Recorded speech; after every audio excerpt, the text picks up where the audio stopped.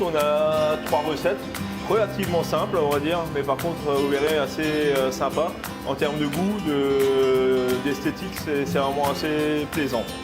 Donc on va commencer par l'entrée, la tartelette tomate mozza.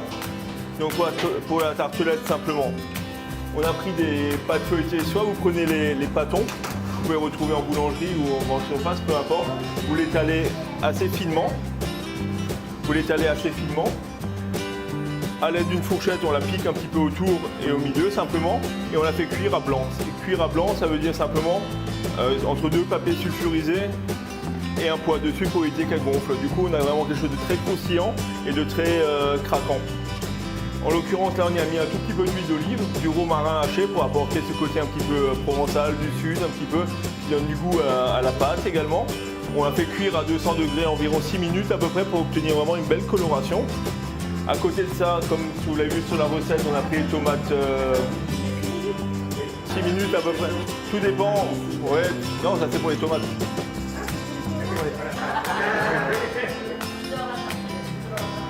Pour la pâte.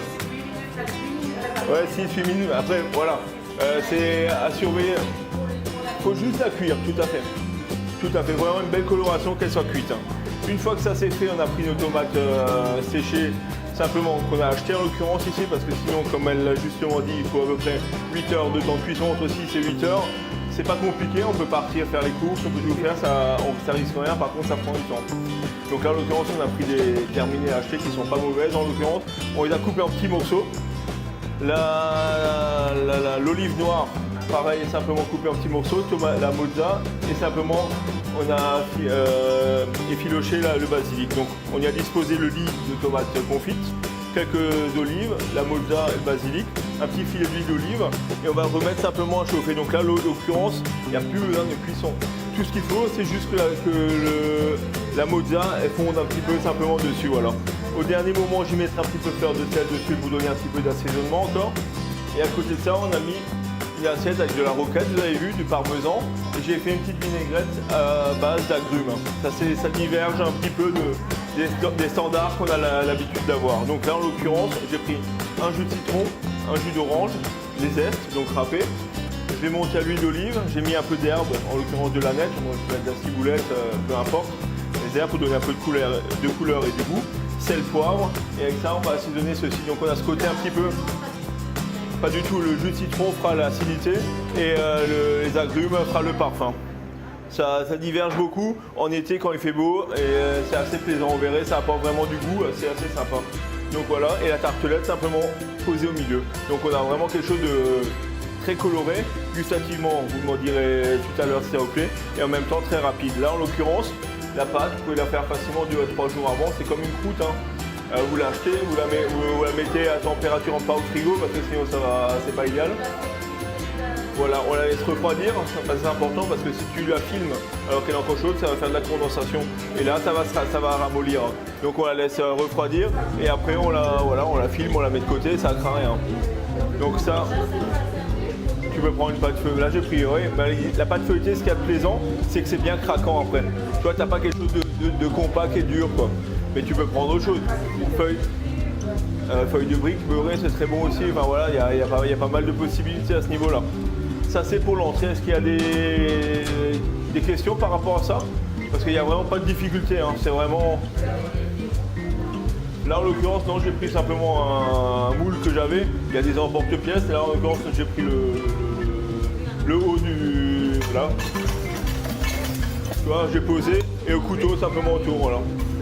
Mais n'hésitez pas à faire une tartelette quand même assez grande. Vous avez vu, on a fait quand même quelque chose d'assez sympathique. Hein, pour que ça prenne quand même un petit peu de place parce que ça, vous verrez, ça cesse bien manger. Hein. Voilà.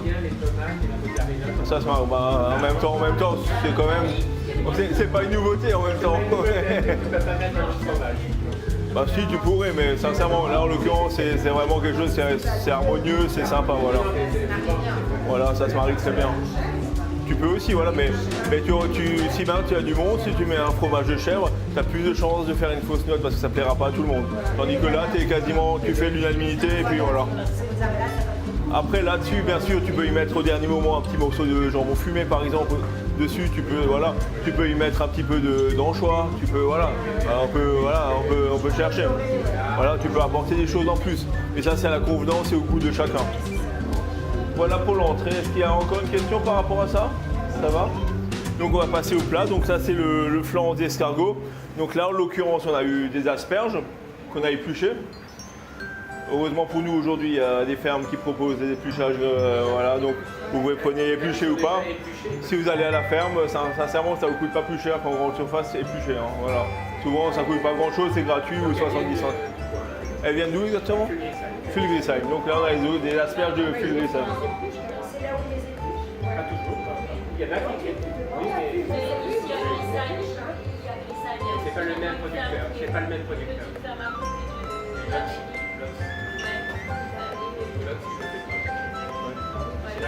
En l'occurrence, voilà, ça existe.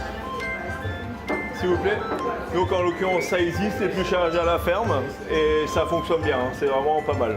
Donc simplement, on les épluche ou on les achète épluchés, je recommence. On prend les pointes, vous avez vu, sur 5 ou 6 cm. Celles-ci, on va les cuire au dernier moment dans de l'eau salée un petit peu citronnée. Je ne mets pas systématiquement du citron, là en l'occurrence c'est pour tout ce qui est asperges adapté à une entrée avec de la vinaigrette, avec du poisson. Ça apporte une petite touche d'acidité que je trouve agréable. Après j'en mets pas beaucoup, hein, sur un volume de 2 litres, je mets un demi-jus de citron simplement dedans, ça suffit largement. Donc ceux-là je les réserve, je les cuis au dernier moment comme une asperge classique. Il faut à peu près 6 à 8 minutes de cuisson à peu près pour une pointe d'asperge à peu près. Et au dernier moment, on va les égoutter et les mettre sur l'assiette, mais on verra ça au moment de la disposition. Le flan, donc j'ai pris la queue, d'accord? Donc épluché, coupé en petits morceaux aléatoirement, ça a vraiment peu d'importance. Je les ai fait cuire dans le lait et la crème. Je crois que c'était 1/3, 2/3, il me semble, de tête, hein, grosso modo. Voilà, voilà. Donc ouais, ça en fait cuire tranquillement jusqu'à ce que la queue soit bien cuite. Quand elle est bien cuite, j'ai mis un peu de sel poivre aussi pour l'assaisonnement, bien sûr. Je les ai fait mixer bien. On les passe au chinois pour enlever tout ce qui est fibres.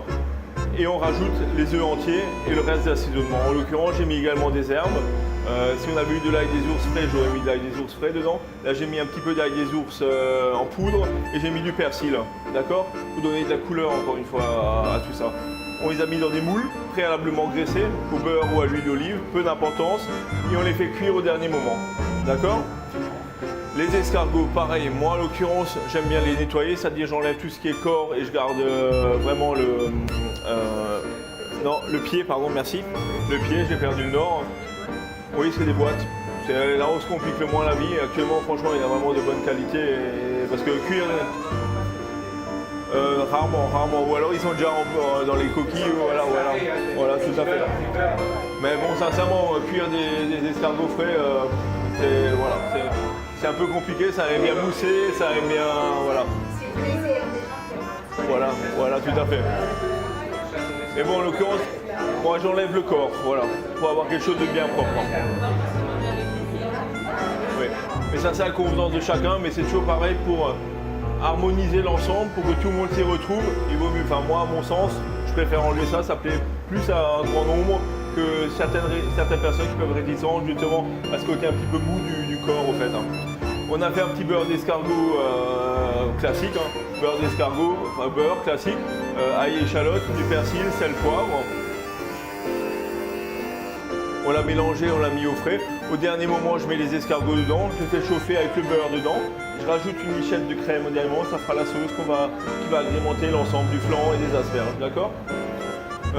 Voilà, je crois que j'y suis. Donc, on va disposer joliment les asperges, le flan, le beurre d'escargot avec l'escargot simplement autour. Du coup, il y aura le visuel, il y aura le côté crémeux, un petit peu de la sauce. Et on va faire encore une petite crème fouettée avec des ours justement. On va mettre une petite quenelle dessus qui va couler simplement dessus un petit peu. Vous verrez, ça se marie très bien. C'est un plat que je fais souvent, pas forcément avec l'escargot lors de communion en cette période-là. Soit je mets un poisson grillé avec, soit des Saint-Jacques. Mais je veux vraiment exactement la même base. Seulement à la place des escargots, je mets un poisson ou du poisson grillé ou une noix de Saint-Jacques. Voilà. Mais c'est quelque chose qui peut donner des idées, on va dire, sans se compliquer la vie. Mais vous verrez, l'escargot passe vraiment très bien. Ça, c'est un plat qui faisait à l'époque toujours au CR Marlenheim. Voilà. Ensuite, il nous reste le dessert. Donc, on a pris des pêches. Donc là, pareil, j'ai fait une petite modification par rapport à ce qu'il y a sur la recette. Quand le fruit est bien mûr, en l'occurrence, il y en avait quelques-uns qui étaient mûrs, ça n'aurait pas posé de problème parce que c'est goûteux, c'est sympa. Mais quand voilà, malheureusement, les pêches, souvent, ils ne sont pas mûrs. Donc pareil, donc on les a mondés comme une tomate. Donc de l'eau chaude, d'accord? On les plonge dedans 1 minute, on les met refroidir dans l'eau froide, d'accord? On les épluche, on enlève le noyau, on les a coupés en fines tranches, d'accord? Je répète, quand le fruit est mûr, on les garde entiers, il n'y a pas de souci, mais comme là en l'occurrence c'est pas mûr, bah, il y en a qui n'étaient pas assez mûrs, du coup ça aurait un petit peu tiré les fesses, c'est pas idéal. Oui, il y en avait quelques-uns qui étaient mûrs, ouais. Oui. Ça allait, non, pas, bah, c'était aléatoire, hein. Voilà. Ouais, non, mais il y en avait qui étaient mûrs, d'autres pas. Après, voilà, je préférais faire une compotée, donc pour dire, j'ai mis un peu de sucre de canne simplement. Au four, simplement, j'ai fait compoter. Du coup, on a une tombée de pêche et on a quelque chose qui sera plus sympathique, on va dire. Voilà. Cédric, oui. Des pêches naturelles, oui. Que des pêches au sirop. Ah oui, non, clairement, oui. Non, pêche au sirop, ça, au cas où. Ça sent. Oui, au cas où on n'avait pas, parce que ça commençait là, on va dire. Mais ça pouvait être juste, je me suis dit, on est peut-être. Voilà. Mais c'est mieux ça, c'est mieux, voilà, tout à fait. Donc il nous reste le sabayon à faire, que je vais faire tout à l'heure ensemble. Pour le sabayon, simplement, je mets un volume d'eau à chauffer, d'accord? Je prends un cul de poule qui va dedans. Donc quand l'eau a bouilli, je mets hors du feu. On l'a déjà fait ensemble et je bats simplement. Donc là, en l'occurrence, le sabayon, ça va être au vin d'Asti, au fait, un vin pétillant. Donc c'est quelque chose d'assez plaisant. Donc on a des jaunes d'œufs. On va mettre le vin d'Asti, un peu de basilic ciselé dedans pour rappeler un peu de goût, mais vraiment léger. Dans les pêches, j'ai mis également un peu de basilic. Maintenant, je viens d'y penser pour rappeler un petit peu ce côté harmonieux de l'ensemble. On va le monter par vraiment quelque chose d'un beau fil, hein, comme quelque chose qui ressemble un peu à une meringue, un petit peu dans cet esprit-là. On va le faire couler simplement dessus. On va y mettre un petit peu de sucre cassonade et le brûler un petit peu comme une crème brûlée. Du coup, on aura quelque chose de caramélisé, sucré au-dessus et on va l'aciduler après. Donc, on aura quelque chose vraiment croquant, quelque chose de compoté, acidulé. C'est assez harmonieux quand même, voilà. Comme dit, je le répète encore une fois, c'est des recettes qui ne sont pas très compliquées, mais gustativement, c'est vraiment très sympa, voilà. Et c'est un truc qui se fait également facilement. Quand une fois vous avez compoté vos pêches, vous pouvez les garder 2-3 jours au frigo, c'est pas un souci. Le sabayon, il faut le faire vraiment au dernier moment, mais une fois qu'on a le truc, ça va assez vite. Moi, je vais le faire au fouet à la maison, vous prenez le fouet électrique, hein, enfin le batteur, hein, parce que sinon vous allez vous faire mal au bras, ça c'est pas le but.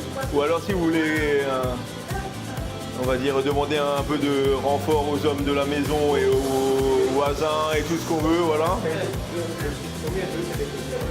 Là en l'occurrence sur la recette, je vais utiliser 2. Ouais, c'est ça, là on a fait 8 œufs on va faire pour ce soir. Ouais. La moitié de la recette suffit, on va dire, par rapport au nombre de personnes, la moitié suffit. Donc on peut réduire de moitié par rapport au nombre de personnes à peu près. Le sabayon, ça monte beaucoup, je me suis un petit peu enthousiasmé sur la quantité. Ouais, là par rapport, ouais, ça prend du volume, hein, ça monte. Hein. Ouais, c'est ça. Mais il m'en fallait aussi pour les plans aussi. Et là, je prenais 2 œufs au 100 grammes, je crois, de tête. Voilà. Voilà, c'est ça. Voilà. Donc, en fait, tu fais pour 8. Voilà. La moitié, au fait, voilà. C'est bon ?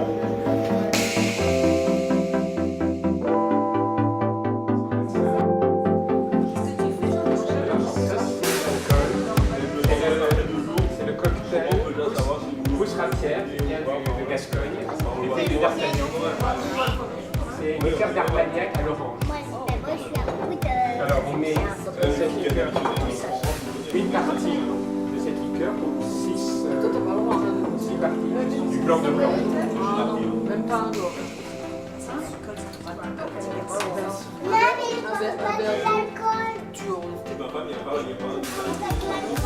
Ah d'accord.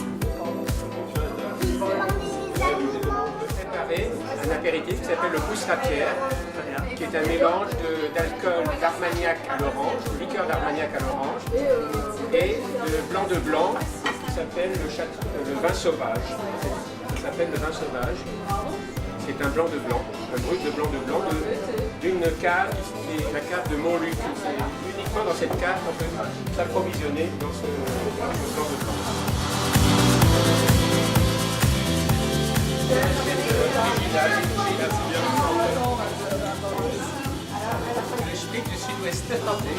Ah, Je suis gâté, hein. on a du mal à descendre. Ok, très bonne année. Merci beaucoup. Merci tout le monde.